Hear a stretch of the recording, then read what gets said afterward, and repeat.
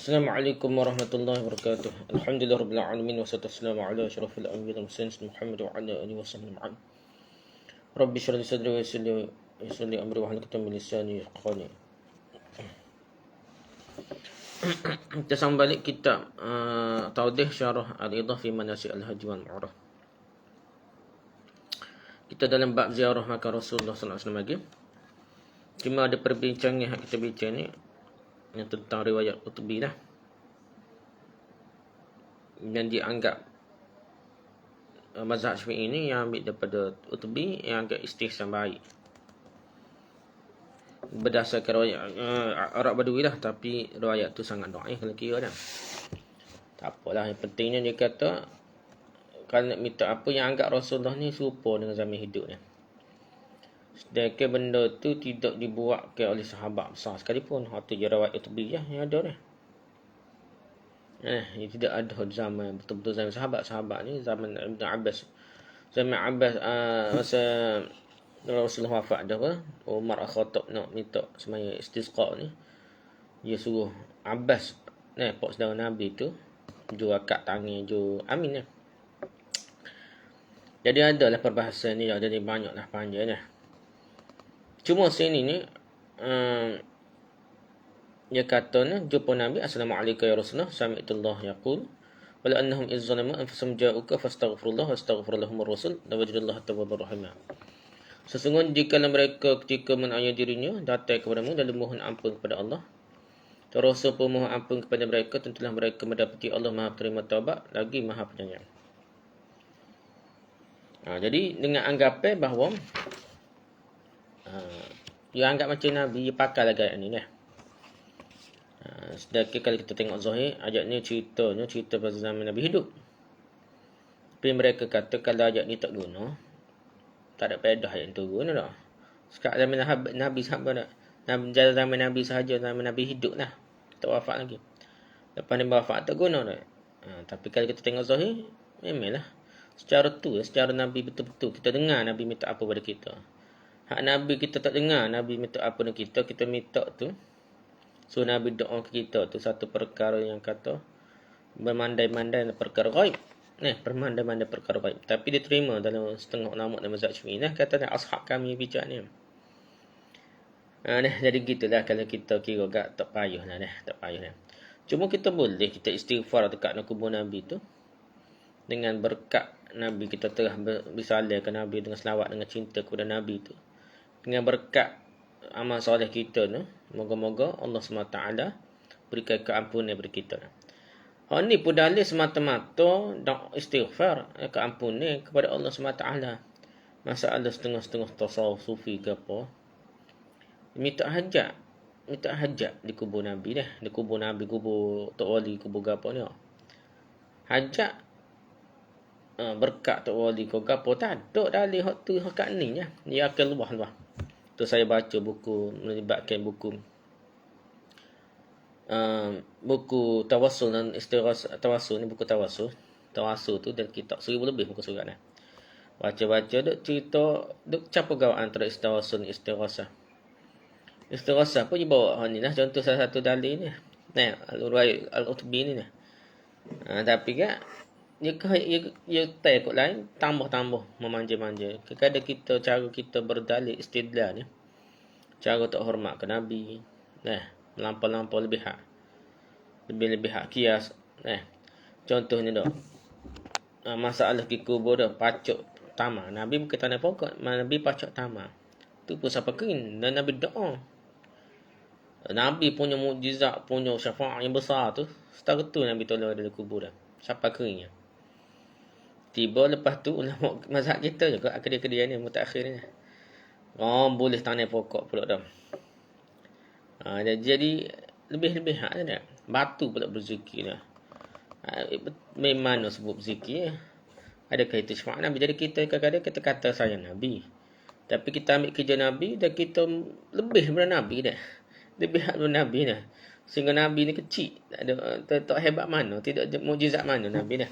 Orang yang kubur ni cerita, kalau kita baca cerita dengan cerita Tok Wali ni boleh mengislamkan orang dalam mati dari kubur di Indonesia ada. habis dia tu boleh mengislamkan orang mati dah dalam kubur. Pada gapo mati dalam kubur nak islamkan lagi dah. Kalau itu baik Nabi sendiri dah. Islamkan Abu Talib dah. Tuk dia ramai lagi dah. Mak dia gapo dah. Ayah dia macam-macam lah. Tapi tidak begitu. Tu jadi kita jangan lah. Kalah Nabi. Kalau ada kerja tu buruh mandat kepada Tok Wali, jadi kerja Tok Wali dia. Malaikat sendiri walaupun diberi tugas menyampaikan rezeki lah, jaga kau ni lah, ambil nyawa orang lah, apa lah.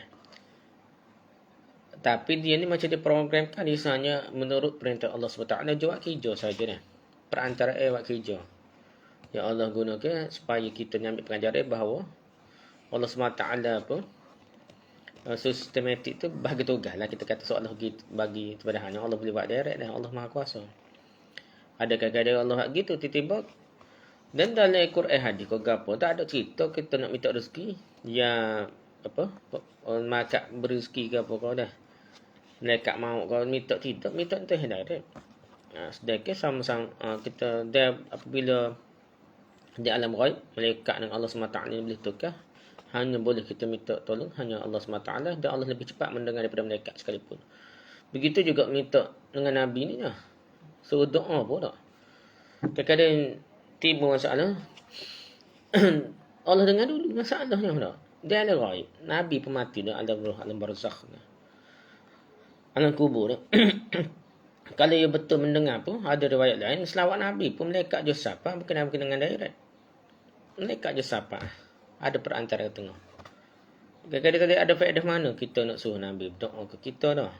Cuma kita boleh doa kepada Allah tu pasal Allah dengar dah. Tak badan suruh kita Nabi doa sedekah. Sama-sama di alam ghaib dia. Kita suruh minta dengan Allah SWT dengan berkat selawat kita cinta kepada Nabi, ziarah Nabi ni. Begitulah kalau kita minta ampun pun tu dah setakat tu dah. Jangan duk benda memandai-mandai lebih hak dah. Pasal dia di alam ghaib, di alam yang perkara-perkara yang mudah terjadinya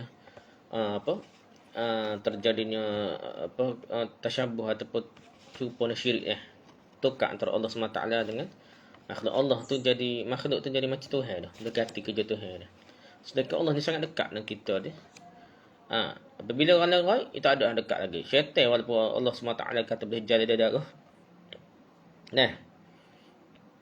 Majrad dam perjalanan darah tu syaitan duduk lalu dalam tubuh kita kalau dalam tubuh siapa dia. Setama mana hebat syaitan iblis pun dah. Tapi Allah SWT lebih dekat lagi daripada syaitan iblis dengan kita ni. Sebab itu kita kena minta dengan Allah. Dalam itu gitulah kena faham Tok Wali Tok Gapa pun dia tak akan ganti kerja Tuhan. Allah SWT lebih hebat daripada Tok Wali. Dan dalam melibatkan istighasah ni bukan sekadar uluhiyah dah. Ia bukan tauhid uluhiyah ada bah ada tauhid uluhiyah rububiyah tapi bab rububiyah lagi dah. Dia supaya bab penadu memanglah kalau makan penadu anggap penadu betul-betul berkuasa boleh sembuh penyakit. Syirik dah. Tapi orang tapi tu betul apa di dalam sistem Allah sunnatullah sistem zahir ni Allah mudah memaafkan benda gitu dah. Dan kita pun kecuali orang untuk ngaji nafsu orang ngaji sikit kita tahu menadu ni ikhtiar je dah. Dan dia tidak melibatkan alam yang boleh tasyabuh atau terkeliru dengan Allah SWT dah. Kita alam zahir kita terima dah. Allah terima. Allah maafkan kita guna sistem zahir kita ada ni. Ana faham. Lepas tu dari riwayat Al-Tabi ni, nasyid pula Arab Badawi. Hujah pula Arab Badawi mana lah dah. Lepas tu bawa pula nasyid dah. Kemudian bernasyid ya kharaman dufinat bilqa'i azmuhu. Fataba min tibihin al-qa'u wal-akam. Nafsi fida'an liqabrin anta sakinuh. Fihi al-afafu wa fihi al-jud wal-karam. Anta al-syafi'u alladhi turja syafa'atuhu. على الصراط إذا ما زلت القدم وصاحباك فلا أنساهما أبدا مني السلام عليكم ما جرى القدم. Hai sebaik-baik yang dikebumikan di bumi, maka bahagialah daripada wangiannya bumi dan tanah.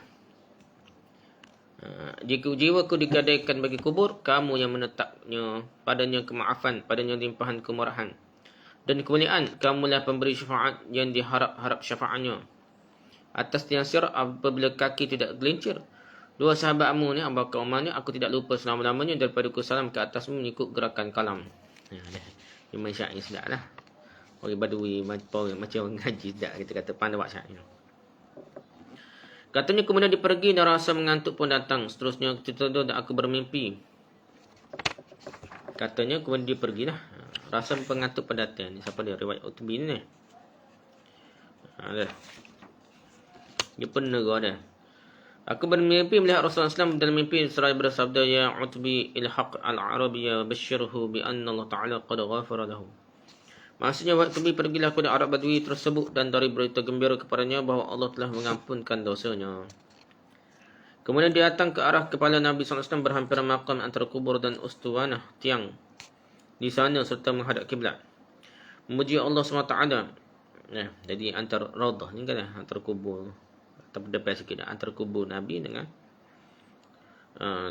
tiang itulah, tiang masjid ustuwanah ni ataupun mimbar. Memuji Allah Ta'ala, mengagungkannya dan berdoa untuk dirinya apa yang penting dan disukainya. Ini kalau kita lepas kita pergi kubur Nabi, kita pergi doa pula di Raudah lebih kurang dah.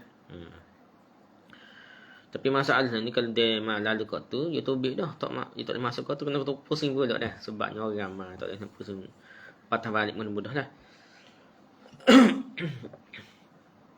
Kedua ibu bapa dan siapa yang dikendaki daripada ahli keluarganya, guru-gurunya, rakan-rakannya, seluruh umat Islam. Tak apa berlaku dah. Kemudian dia pergi ke Raudah. Ustuwanah ni bukan Raudah lagi ni. Dia menghadap kiblat. Dia di mana?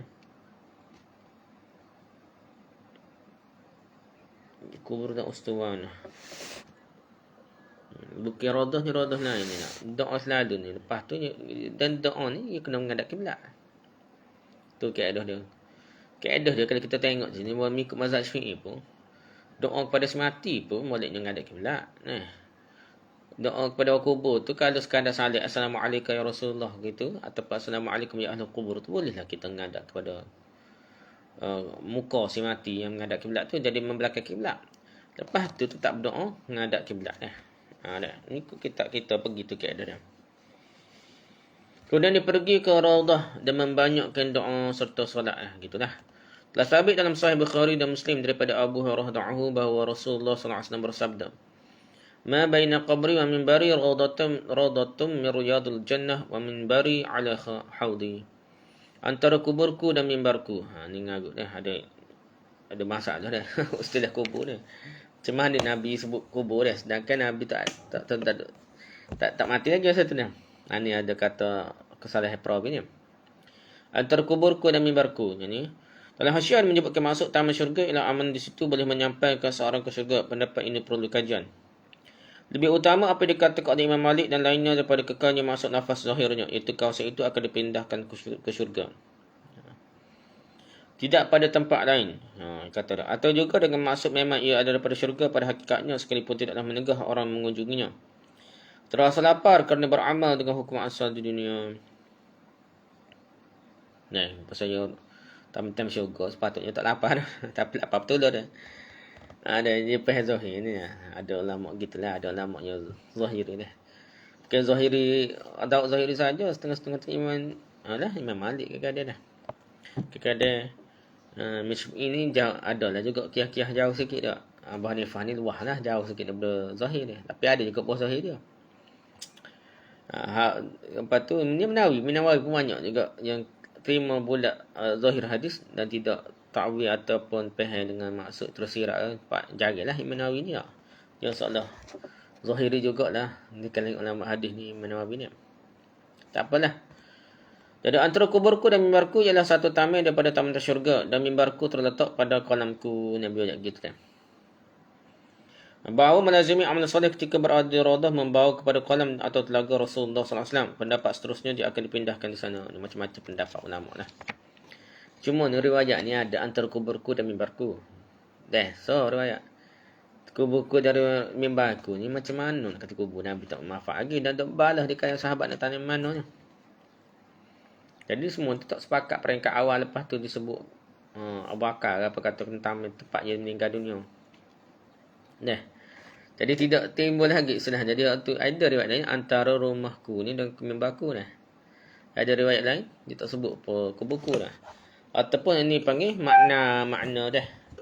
Hadis yang diberitahu oleh perawi secara makna dah, makna ada ulama terima sebagai walaupun Sahih Bukhari Muslim tapi ada bahagian dalam kitab-kitab dah.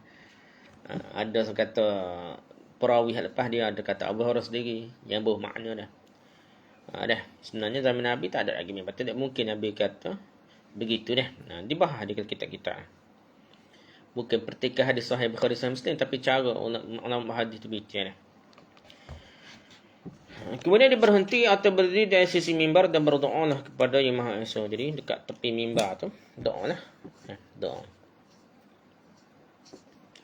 Ke-8, tidak harus melakukan tawaf di sisi makam Rasulullah SAW. Dah, haruslah. Dan makruh bergantung tangannya dengan dinding kubur, pergi ke gatu, ke setuh dah. Dan juga bersandarkan belakangnya dengan dinding kubur, makruh lakukan ataupun haruslah mulianya. Al-Hulaimi dan selainnya berkata makruh menyapu-nyapunya dengan tangan dan mengucupnya semua itu makruh. Bahkan adat yang mulia sebenarnya ia kata nak ambil berkat. Sebenarnya itu cara yang tidak beradab, tak hormat langsung ke Nabi dah. Bahkan adat yang mulia dengan menjarakkan sedikit seperti jika dia hadir pada hajat Nabi sallallahu alaihi wasallam pun kita tidak rapat Nabi berkacung bodoh gitu nak kosok Nabi tak muna-muna dah. Itu bukan cara hormat, tak hormat langsung ke Nabi dah. Inilah sebenarnya yang dinyatakan oleh para ulama dan mengamalkannya. Sebab Allah SWT merahmati Ibn Qayyim yang bermadah dalam syairnya fa'atal muslimu bis-salami bihaibatin wa waqarin zi'in min wa imanin lam yarfa' aswata hawla asdarihi kalla wa lam yasjud 'ala al-alqan kalla wa lam yara ta'ifan bil qabri usbu'an kana al-qabru baitin sanin. Muslim datang dengan salam penuh kehebatan, tenang dengan ilmu dan juga iman. Dia tidak mengangkat suara berhampiran makam. Sekali-kali tidak apatah lagi sujud mendagu dah. Tak, sujud ke Nabi lagi. Tak dah. Sekali tidak dilihat orang tawaf sekeliling makam. Tak ada tawaf dah. 7 kali seolah makam Baitullah kedua dah. Pusing Kaabah tu bukan nak Kaabah tu dah. Kita membesarkan Allah. Tu yang punya Kaabah dah. Tu yang Baitullah dah. Tu yang punya rumah Allah SWT. Kalau ada orang masjid kubur Nabi atau kubur-kubur Tok Ali ni sebenarnya mengagungkan anggap macam Tuhan lah. Wali tu. Tu dari segi unsur syiriknya. Walaupun ada kata syirik kecil, kadang anggap macam Tuhan. Tu perbahasa lah. Dan tidak pelik kadang ulama kata syirik besar. Tawaf kubur ni. Bahasa anggapan dia macam mana dia boleh tawaf kubur sehingga dia sanggup tawaf kubur ni. Yang anggap tu wali tu macam Tuhan. Nabi ni macam Tuhan lah. Tu isu-isunya. Sebab itu dia di Hadramaut Yaman ke apa. Siapa kau ni lah. Iwak macam kita tengok bercara dia pada boleh syabing boleh gapo. Macam ada wukuf, macam ada mandi lah, macam ambil berkat sungai Uhud lah, macam ada upacara haji di kubur Nabi Hud. Tu membesarkan Allah kan, membesar Nabi Hud tu macam Nabi Hud tu macam Tuhan dah. Tu yang susu yang syuk ke arah syirik lah. Sama ada syirik yang betul-betul siapa syirik akbar atau syirik asghar ke. Tu perbincangan lain lah. Bahan lah pula dah. Ada setengah kena ada keyakinan yang kata akbar, ada kata tak jad, tak nanti ni. Kalau bentuk tu zahir unsur syirik tu boleh jadi syirik akbar dah. Orang boleh hukumnya syirik akbar. Dengan dia ni Tuhan tu bahan lagi lah dah. Tu ada perbahasa di kalangan ulama dah. Tak apalah. Sewajarnya janganlah terpedaya dengan orang-orang awam yang menyalahi demikian itu. Berkat ni kira gosok macam cik karut tengkarut tanah Karbala tempat kena bunuh cucu Nabi Husain radhiyallahu dah. Ambil berkat kepala otak dia, berkat gapo tu tanah nak tempat bunuh cucu Nabi dah. Tu cara fikir akan lebih nak. Dia akan melampau-lampau di mana-mana dah. Sedangkan kalau kita tang bincang tanah haram dan tanah haram Mekah, tanah haram Madinah, tak boleh kita ambil tanah dia haram. Kita buat kelik Malaysia tanah Mekah. Batu Mekah tak boleh. Nak ambil berkat kau ni, bukan nak berkat nak anak pula, nak kena bala pula. Tu kena faham kat dah. Bukan semata berkat, ni ambil gosok sipai bukan.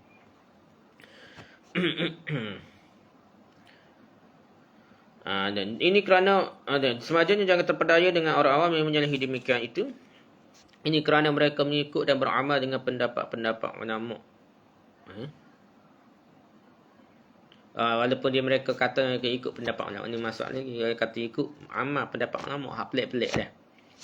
pendapat ulama ni ikut jumpa pada kitab ni jumpa hak pelik-pelik dah. Kadang-kadang dia tersal lebih pendapat ulama manusia juga Kadang-kadang dia beri pendapat tu tak berdasarkan dalil pun ada dah. Sebab itu kita bukan semata ulama ni. Ulama tu kalau dia beri hujah dalil baru kita boleh kemah pergi dah. Kalau kita tak tahu dalil dia, tak usah pergi dah. Kita maafkan pendapat dia. Mungkin kita tahu pendapat dia biar sesuai dengan Al-Quran dan hadis. Tu kaedah. Jangan melihat kepada perkara-perkara yang tidak ada kepada orang-orang yang jahil. Amat baik kenyataan Tuan Guru yang mulia. Itulah nasihat dia dah. Abu Ali Fudail bin Iyad rahimahullah berkata berkenaan dengan firman Allah SWT. Firman Allah Ta'ala, dia bulakum ahyukum ahsanu amala, untuk menguji dan menzahirkan keadaan kamu, siapakah di antara kamu yang lebih baik amalnya. Surah Mulk ayat 2. Fudail bin Iyad berkata yang paling ikhlas dan benar amalannya, lalu lantas ditanya kepadanya, apakah yang dimaksudkan dengan yang paling ikhlas dan benar amalannya? Jawabnya, sesungguhnya amalan itu sekiranya dilakukan dengan ikhlas, tetapi tidak benar, nescaya tidak terima. Dan jika dikira sekiranya benar tapi tidak ikhlas, juga tidak terima hingga ia melakukannya dengan ikhlas lagi benar. Ikhlas itu semata-mata kerana Allah SWT dan benar dengan mengikuti sunnah Nabi SAW. Ikutlah jalan-jalan petunjuk dan hidayah. Jangan kamu dimudaratkan sekalipun jumlah orang yang menuju kepadanya sedikit. Awasilah kamu daripada jalan-jalan kesesatan dan jangan terpedaya dengan ramainya mereka yang binasa. Siapa yang terlintas dalam pemikirannya bahawa menyapu dengan tangan dan seumpamanya menambahkan lagi keberkatan, Allah menunjukkan kejahilannya dan kelalaiannya. Jahil. Kira sapu ni berkat. Berkat ni sapu dah gosok habis dinding lah. Ni orang-orang Eden dah. Orang-orang alik sana lah. Ada setengah-setengah tu Pakistan kembali tahu lah. Orang duk sibuk semaya di Masjid Haram, Masjid Madinah ke apa ni, Masjid Mekah. Dia duk sibuk gosok dinding, nak gosok sini.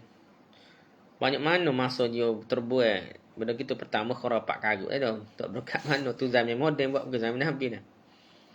Dinding-dinding dia dah. Dan lepas tu buat masa lah kita sepatutnya baca Quran banyak, semayang banyak, zikir banyak dah. Duk main gosok dinding lah.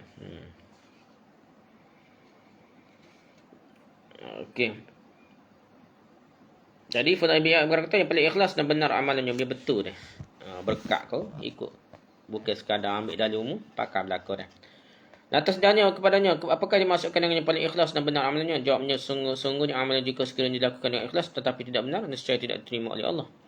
Dan jika sekiranya benar tetapi tidak ikhlas, juga tidak terima hingga ia melakukannya dengan ikhlas lagi benar. Ikhlas itu semata-mata kerana Allah Ta'ala, benar ialah dengan mengikut sunnah Nabi SAW. Benar ni ikut cara Nabi lah. Bukan kiyah-kiyah lebih daripada hak Nabi buat lah. Terutama ibadah khusus lah. Ibadah umum. Cara tolong mak. Cara nak pergi nak pergi sekolah, nak pergi Mekah dengan naik gapo tu. Benda tu tidak dikhususkan caranya dah. Jadi benda-benda dikhususkan cara tak boleh kita rekod sendiri. Jadi berkenaan firman Allah, liyabluwakum ayyukum ahsanu amala tu, ikutlah jalan-jalan petunjuk dan hidayah. Jangan kamu dimudaratkan sekalipun jumlah orang yang menuju kepadanya sedikit. Ikut jalan sunnah sedikit, jalan bid'ah mereka-mereka yang banyak ni. Sila kamu daripada jalan-jalan kesesatan dan jangan terpedaya dengan ramainya mereka yang binasa dia. Jadi desak. Walaupun dia berhujah dengan khilaf lah. Benda khilaf. Main buah khilaf lah tak. Solat, mandi sapa apa khilaf, benda karut-marut ni. Habis khurafat. Jadi khilaf macam tu. Walaupun benda tu boleh cari dah kita jumpa kita ni. Dah selipar atas palu, simbol selipar atas palu dah. Macam-macam benda tu cari dah kita jumpa lah. Kita tak tahu hak pelik-pelik dah. Walaupun dikatakan dia ulama pun ada ulama tergelincir dah. Dia berterima kasih kalau dia dari kubur tu, dia tahu benda tu, dia tahu dah dari kubur benda tu bid'ah. Dia ulama dia. Terima kasih kalau kita tak buat pendapat dia yang silap tu dah. Takut dia boleh tupai dosa etek dia kubur kalau benda tu bid'ah. Jadi begitulah harapan sepatutnya kita, janganlah semata-mata ulama sebut dari kitab jumpa kat, tak sebut dalil ataupun benda tu bid'ah. Yang terai dah, jangan menyebab kita masih buat nyanyi kok ulama dari kubur juga ni. Siapa terlintas dalam pemikirannya bahawa menyapu-nyapu dengan tangan dan seumpamanya menambahkan lagi keberkatan, Allah menunjukkan kejahilan dan kelalaiannya. Ini kerana berkat ialah bertapatan dengan syarak. Berkat-berkat serupa dengan syarak ni. Dan pendapat ulama yang muktabar ni. Bagaimana mungkin mencari kelebihan pada perkara-perkara yang menyalahi kebenaran? Jika berkat ni gosok lah kau. Berkat ni biar kena cara, biar kena kaedah. Nabi buat tu baru berkat. Mungkin masalah tolak tabaruk gapo, kaedah dia biar kena tabaruk. Berkat ni mungkin so cara dah. Berkat tu guru kita, bukan kita gosok cium saja. Berkat nombor satu sekali, berkat mengaji sungguh lah. Tu guru nasihat gapo. So mengaji suruh oleh kaji baca sungguh dah. Sebelum masuk kelas tu sebelum ada kitab tu baca banyak dulu. Tok guru ni biasa ngajar kitab tidak bersama mana dah. Kitab syarah tu cari kitab syarah baca dulu, baru ngadak tok guru, barulah faham, barulah berkat. Ni gini kepala kosong. Tak tahu sekarang. Tok guru ayat pun tak faham. Tak ada kuih berkat lah kita kata dengan tok guru kita dah. Tu contohnya. Kesembilan, sewajarnya selama mana berada di Madinah memperbanyakkan solat di masjid Nabi SAW. Bukan gosok-gosok lah. Banyak semaja lah. Ini kerana kelebihan masjid Nabi SAW. Sewajarnya dia berniat itikaf seperti yang kami nyatakannya pada Masjidil Haram. Nak itikaf banyak juga lah. Kesepuluh, sunat dia keluar setiap hari ke Baqi'. Iaitu perkuburan yang masyhur di kota Madinah Munawwarah, di mana terdapat ramainya para sahabat Ummul Mukminin yang dikebumikan di sana dia. Isteri Nabi pun dikebumikan di sana. Baqi' digelar sebagai Baqi' Al-Gharqad, di mana ramai para sahabat melebihi daripada 10,000 orang, termasuk tabi'in dan keluarga Nabi SAW yang dikebumikan di situ. Ia terletak di timur Masjid Nabi. Kita tengok situ lah, kubur tu rata dah. Kubur sahabat-sahabat Nabi ni, isteri Nabi ni rata dah. Tidak seperti kubur Hadramaut ni yang mega pun habis-habis tu besar-besar dah. So untuk wali besar tu, kubur kapur kecil. Kubur kapur ni bukan keturunan Habib ni kecil. Habib kan besar dah. Tu tak betul lah dah. Tak betul, nampak sangat dah. Benda tu tidak kena dengan syarak dah, dengan agama lah. Haji sunat dia keluar setiap hari ke Baqi', khususnya pada hari Jumaat lah. Ini dilakukan selepas berkunjung dan memberi salam kepada Rasulullah SAW. Akan nak pergi kubur Baqi' tu, kena pergi kubur Nabi dulu dah. Misalnya ke Nabi. Apabila selesai dia pergi dan berkata, Assalamualaikum dar qawmi mu'minin wa inna insyaAllah bikum lahiqun. Allahumma ghfir li ahli Baqi' an gharqad. Allahumma ghfir lana wa lahum. Maksudnya salam sejahtera ke atas negeri kaum orang beriman. Ulama telah khilaf berkenaan dengan kalimah dar, sama ada dibaca dengan baris atas sebagai seruan ataupun tidak, atau dalam bentuk khusus dengan memujinya, dan mungkin juga dengan baris bawah sebagai ganti kepada dhamir. Ini kaedah bahasa Arab lah. Baca dia sebagai nidak. Nidak ni biasa bagi atas lah tak. Dia kata ya Rasulullah gitu lah. Jadi kena bagi atas lah tu daru qawminah, atau bagi bawah dari qawminah. Dia kata gitu dah ada khilaf. Jadi maksud dia, salam sejahtera ke atas negeri kaum orang beriman, sesungguhnya kami insya-Allah dengan kamu akan menyusuli kamu lah. Ya Allah, ampunkanlah kepada ahli keluarga perkuburan Baqi' Al-Gharqad, ampunilah kami dan mereka. Disebut dengan kalimat insya-Allah sebagai mengambil berkat dan memberti umum firman Allah Ta'ala, la taqulanna syai'in inni fa'il dzalika ghadan illa ayyasha Allah. Dan janganlah engkau berkata mengenai sesuatu yang hendak dikerjakan bahawa aku akan lakukan yang demikian itu kemudian nanti lepas ni nak buat ni. Malaikat hendaklah disertakan dengan berkata insya-Allah jika diizinkan Allah. Jadi kita janji gapo kena sebut insya-Allah. Surah Kahfi ayat 3:24. Mengikut Ibn Adad ini kerana khusus pada tempat atau sifat bagi iman. Tahulah. Tadi dia kata sifat khusus pada tempat tersebut lah, atau sifat bagi iman orang tersebut. Allah a'lam lah. Yang pentingnya kita akan baca ni lah. Kalau pergi kubur mana pun dah. Ni kalau pergi kubur Baqi' pun baca yang sama. Tali umum lah. Dipakai kubur mana kita ziarah pun kita baca doa ni lah. Kita bisa salin dengan cara ni lah. Kita berhenti pada dalil lah. Jangan lebih-lebih kecek no dari kubur po Cina, India, po Jepun dah. Anggap apabila mati tu jadi satu ada ketahanan pula dah untuk nenek dah. Ni menyakit lain pula mari dah. Dia boleh menziarahi kubur yang jelas dan sahih seperti kubur Ibrahim, iaitu putera Rasulullah SAW dah. Uthman radhiyallahu, Al-Abbas radhiyallahu, Al-Hasan bin Ali radhiyallahu anhuma, Ali bin Husain radhiyallahu anhu, Muhammad bin Ali radhiyallahu anhu, Ja'far bin Muhammad radhiyallahu anhu, dan lain-lainnya. Dan ini disedahi dengan kubur Safiyah radhiyallahu anha, isteri Nabi lah. Itu ibu bukan isteri Nabi lah. Itu ibu saudara Rasulullah SAW, Safiyah, mu'addar Nabi. Telah sabit dalam sahih tentang kelebihan perkuburan Baqi' dan menziarahinya dalam banyak-banyak hadis.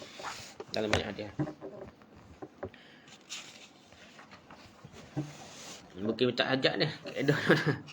Kita doa kepada keluarga, kepada si mati di kubur. Yang mana dengan doa tu, moga-moga ya gitulah kita doa kau ke.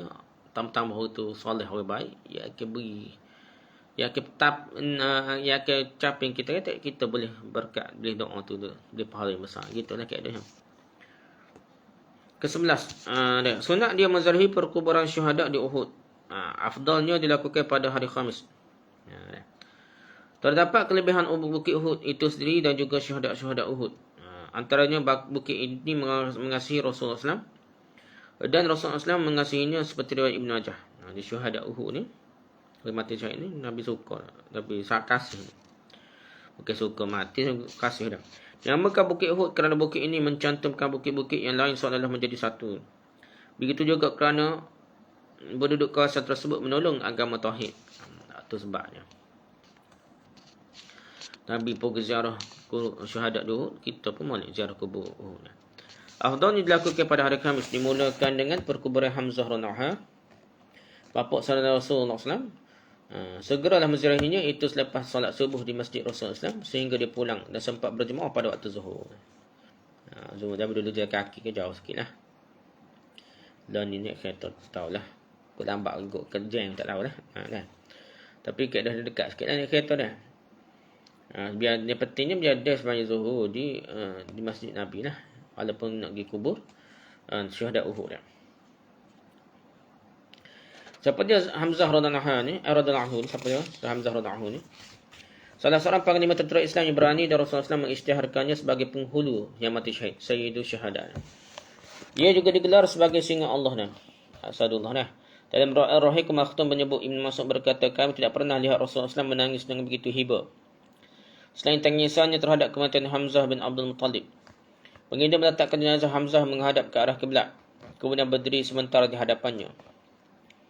Kemudian menangis dengan begitu hiba sehingga kedengaran tangisannya. Keadaan tubuh para syuhada itu sungguh memilukan sehingga hancur luluh hati mereka melihatnya. Khabbab berkata, tidak ada kain untuk mengkafani Hamzah melainkan selai selimut berwarna hitam dan putih saja. Apabila dibalut kepalanya, maka tersingkaplah kakinya. Dan apabila dibaluti kakinya, tersingkaplah kepalanya. Akhirnya kain itu diletakkan di bahagian kepalanya sahaja, sementara kakinya ditutup dengan daun dan izhir saja. Nabi tak ada arah lah. Antara sahabat yang terkorban dalam peperangan Uhud ialah Abdullah bin Ja'ash, Mus'ab bin Umar, Hanzalah dan lain-lain lagi. Ini orang peringkat awal dalam perjuangan Islam dan jasa yang besar. Mereka mati dalam peperangan Uhud. Dan mereka tidak sempat merasai kemenangan Islam yang besar lah. Tapi mereka telah berjasa besar kepada perjuangan Islam. Itu sahabat radhiyallahu anhum ajma'in.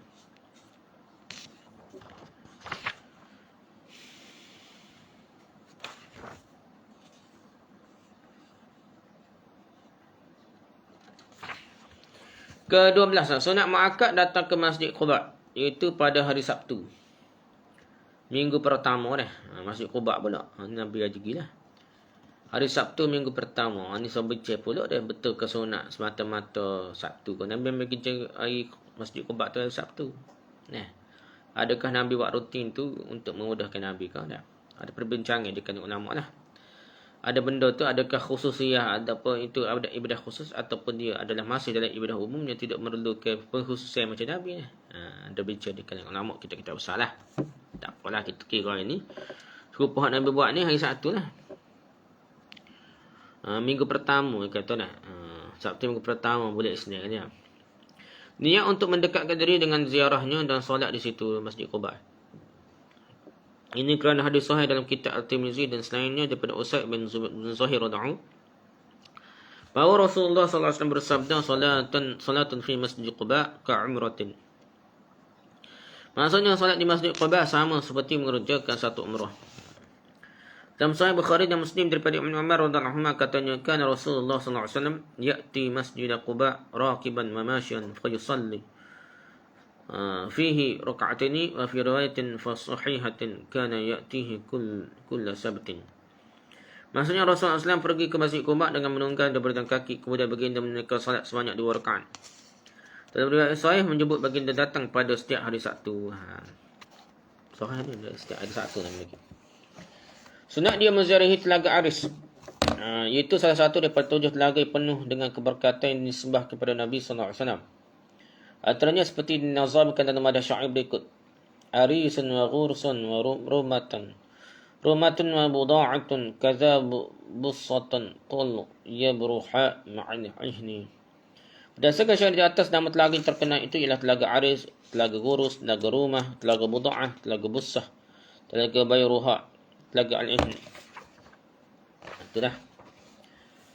Ziarah Telaga Aris yang diriwayatkan bahawa Nabi SAW pernah meludah padanya dalam Telaga Aris yang terletak berdekatan dengan Masjid Quba, dan minum airnya serta berwuduk dengannya. Yang ke-13, sunat datang ke tempat yang masyhur di Madinah, iaitu hampir 30 tempat di mana penduduk Madinah mengetahuinya. Pergi ke tempat yang masyhur saja.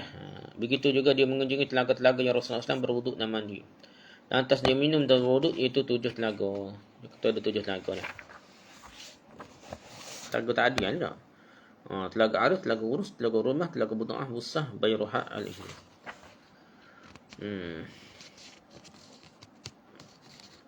Pada kot sekat tu dah. Allah kita sambung lepas ni pula. Subhanakallah bihamdika, subhanakallah bihamdika, subhanakallah bihamdika, asyhadu an la ilaha illa anta, astaghfiruka wa atubu ilaik. Assalamualaikum warahmatullahi wabarakatuh.